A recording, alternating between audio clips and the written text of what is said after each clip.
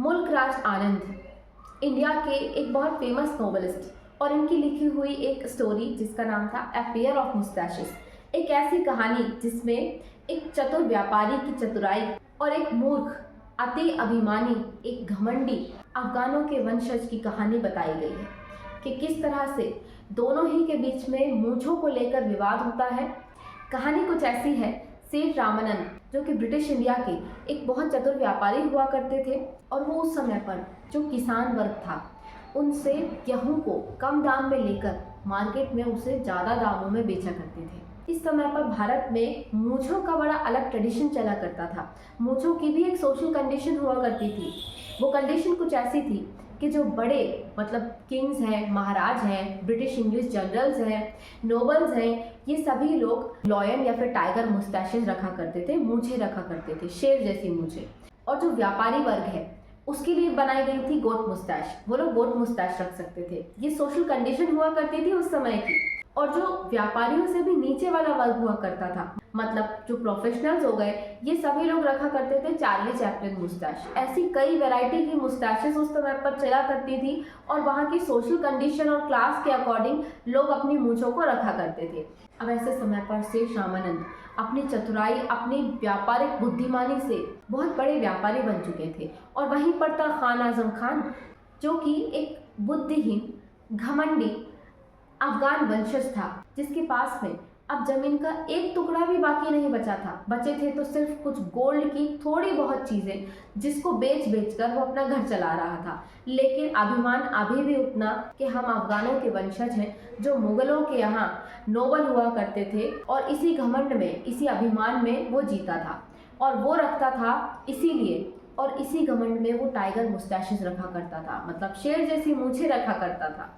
और एक खराब से टूटे फूटे मकान में खान आजम खान रहा करता था। अब खान आजम खान अपने घर की ज़रूरतों को पूरा करने के लिए एक तरफ तो घमंड में चूर और दूसरी तरफ अपनी पत्नी की एक नथ लेकर, नोज रिंग लेकर सेठ रामानंद के पास जाता है। सेठ रामानंद उसका स्वागत करते हैं, उसे बुलाते हैं और सेठ रामानंद से वो कहता है कि मुझे अपनी पत्नी की नोज रिंग बेचनी है। पर जैसे ही वो सेठ रामानंद को देखता है कि सेठ रामानंद की मूछें तो टाइगर मुस्टैशेस हैं, गोट मुस्टैश तो है नहीं, तो वो गुस्सा हो जाता है, भड़क जाता है और सेठ रामानंद से कहता है कि तुम गधे के बच्चे, तुमने ऐसी मूछें कैसे रख ली?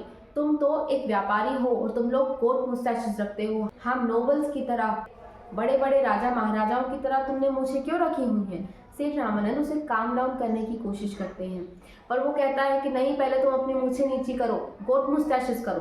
तो सेठ रामानंद उसकी बात को रख के अपनी मूछ का एक साइड नीचे कर देते हैं, उसकी टिप को नीचे कर देते हैं। तब खान आजम खान कहता है ठीक है, और खान आजम खान फिर उसके साथ बिजनेस करने के लिए रेडी हो जाता है, मतलब अपनी पत्नी की नोज रिंग बेच के पैसे लेने के लिए तैयार हो जाता है। सेठ रामानंद बड़ी चतुराई से वो नोज रिंग ले लेते हैं, उसको उसके बदले सही कीमत दे देते हैं। अब जैसे ही खान आजम खान जाने लगता है तो वो देखता है कि सेठ रामानंद की मूछ का एक ही साइड नीचे हुआ है, दूसरे साइड तो नीचे हुआ ही नहीं।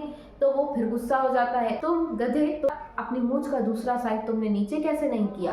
आज तो मैं तुम्हारी गर्दन ही अलग कर दूंगा अगर तुमने इस मूछों को गोट मुस्टैश नहीं बनाया तो तुम हम लोगों जैसी मूछें नहीं रख सकते। तब सेठ रामानंद ने उसे समझाने की कोशिश की। सेठ रामानंद ने एक प्रस्ताव रखा कि आप जब दूसरी बार मुझसे बिजनेस करने आओगे, कोई चीज़ बेचने आओगे, तो मैं अपनी मूछ का दूसरा साइड भी नीचे कर दूंगा। तभी वहाँ पर पेड़ के नीचे बैठे हुए जो सरपंच थे उन्होंने भी कहा कि हाँ, तुम दूसरी बार बिजनेस करने आओगे तब रामानंद अपनी मूछ का दूसरा साइड भी नीचे कर देगा। अब खान आजम खान इस बात के लिए रेडी हो गया, मान गया। वो अपना दूसरा सामान भी लाया और उसने वो भी बेच दिया। अब जब खान आजम खान जाने लगा तो सेठ रामानंद की मूछ का दूसरा साइड ऊपर था, तो वो फिर गुस्सा हो गया कि तुमने अपनी मूछ का दूसरा साइड नीचे क्यों नहीं किया, तुम इससे गोट मुस्टैशेस बनाओ, पूरा गोट मुस्टैश जैसा। तब सेठ रामानंद ने कहा कि जब आप मुझे घर का अपना पूरा सामान बेच दोगे ना, तो मैं इसे बिल्कुल गोट मुस्टैश जैसा बना दूंगा, बिल्कुल चिपका दूंगा। तो खान आजम खान ने कहा कि मैं तुम पर विश्वास कैसे कर लूँ कि मैं अपने घर का अगर पूरा सामान बेच दूंगा तो तुम अपनी मुझे गोट मुस्टैश कर दोगे। मैं बेचने के लिए तैयार हूँ पर तुम्हें करना पड़ेगा। सेठ रामानंद ने कहा कि जो 5 पंच बैठे हैं पेड़ के नीचे, ये 5 पंचों के बीच में मैं ये बात कहता हूँ कि अगर आप अपने घर का सारा सामान बेच देंगे तो मैं अपनी मुस्टैचेस जो है, अपनी मूछें, वो गोट मुस्टैश कर लूँगा।